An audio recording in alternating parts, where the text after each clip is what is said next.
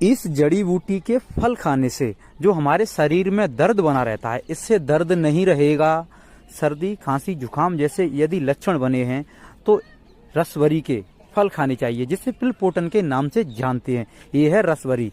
यदि हम इसका सेवन करें तो सर्दी खांसी जो जुकाम के लक्षण हैं तो सर्दी खांसी में राहत दिलाएगी।